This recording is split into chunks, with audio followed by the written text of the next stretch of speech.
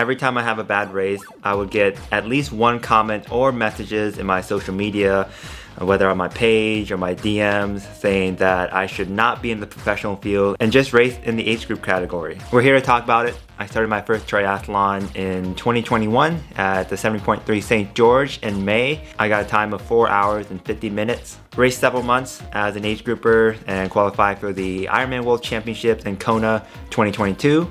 I signed up, and right before the 2022 season started, I found out I was eligible to become pro. So I had a call with my coach, discussed the pros and cons, and eventually took the card and forfeited all my age group races for 2022. And I have no regrets. It gave me all the window of opportunity that I have with sponsors, this community, and definitely learning a lot, racing with the best in the sport. So today is 1 week and 2 days after my Ironman Canada, and we have a VO2/threshold bike. It's the first day back of hard workout. I'm going to take you through my day and explain why I decided to go pro, just expecting a lot of these comments to pop up eventually when I decided to go pro. So we got a 2-hour bike, 10 by 2 minute VO2. Let's get biking. So my legs are still a little bit tired. So what I'm going to do with this 10 by 2 minutes is start on the easier side and then build my way so the last 2 minutes is my best power output. On the road bike today, and I haven't been on this road bike since before the race. So it's good to be back on the roadie. And I found a decent hill that I think will last 2 minutes in my neighborhood. We're gonna crush that 10 times. I'll report back after the workout. So that was my 9th 2 minutes. I think I was like 301, and then this one was 340 watts. So good descending with the power. I think I'm gonna go back all the way down this hill and do the full segment, which is about 4 minutes for my last 10th interval. Okay, so 3 minutes, 20 seconds. I'm not too sure of the Strava segment of the time, but I know there's one here. So I pushed 390 watts for that 3 minute 20 at the end. So super happy about that.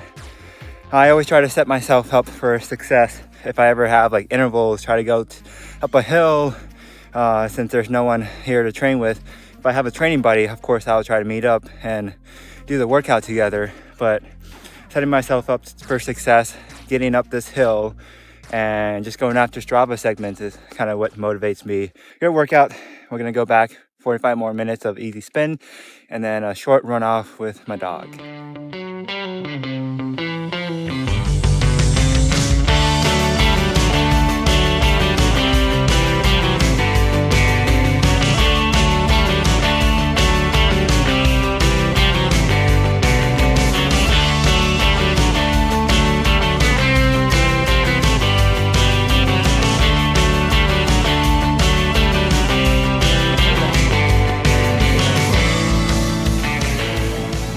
Now, I do have to say, USA Triathlon does have an easier way for anyone in the US to get their professional license in triathlon.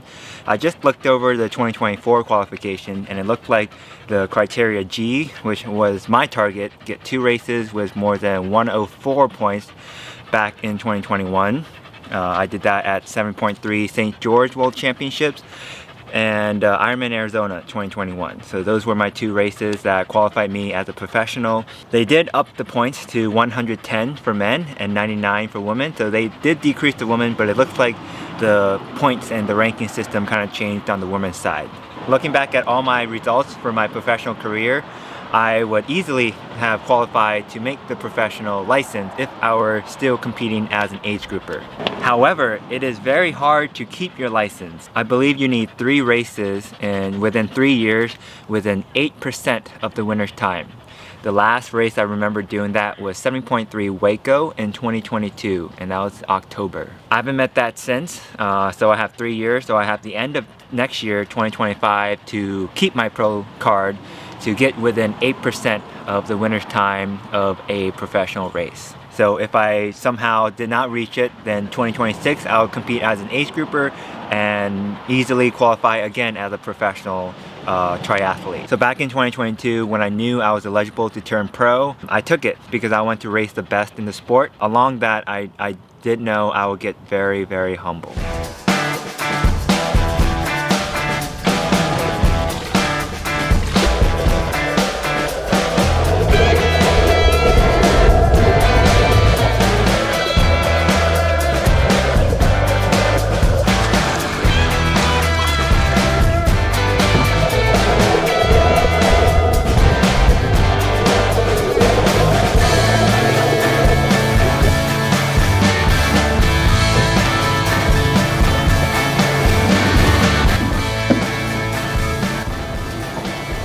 Now, with this comment on my Strava post on my Ironman Canada run, I'm not going to take advice from someone I don't know, a complete stranger that had time to look up how many age group male and how many females finished in front of me.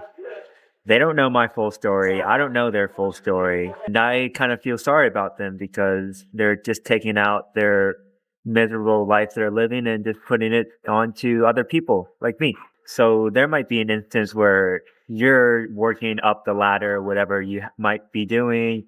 You have a job, you're getting promoted and getting up the ladder. There will always be hate and some jealousy when you do become more successful.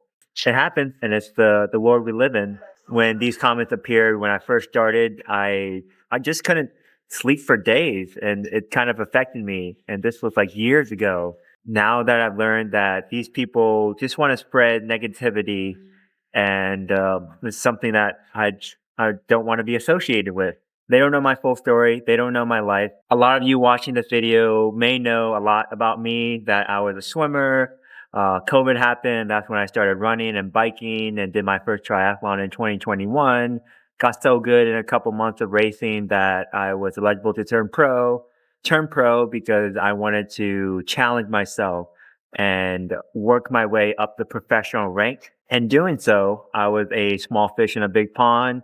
I was learning from the best in the sport, taking risk, knowing what to do in the swim, the bike, the run to get to where I want to be. And that's what I love about the sport and sharing my journey with you guys. Pretty solid day for the first hard workout back. I just got one of my team sponsor, Wahoo. Just got the Rival watch. Might be my primary watch. My Garmin Forerunner 945. So now I have two smartwatches, but I really want one watch so April gets to have a watch. And because I run with April pretty much all the time, if I have to guess, about 10 to 15 miles per week. I was sort of tracking her runs at some point last year, but kind of got lazy because every time I have to go on my phone, log out of my Strava profile into April's account, and then start my watch for my run. So it got a little complicated, so I just stopped doing it. She has a decent amount of followers. Maybe one day April could run a sub 130 half marathon. She's pretty quick. Her longest run is 10 miles with me. And even at the end, she was still kind of pulling me, tugging me. So she still had tons of energy. So whenever I get all these hate comments, I don't really mind it anymore. Any social media, Strava, Instagram, YouTube, just posting positivity and try to inspire people to live a healthy lifestyle and share my journey. So not letting that get in my head. I'm not the fastest triathlete, not the fastest swim, bike, run person, so there's always room to improve. I love to push myself to see what I'm able to do and perform in triathlon. And thanks so much for watching. I'll see you guys in the next video.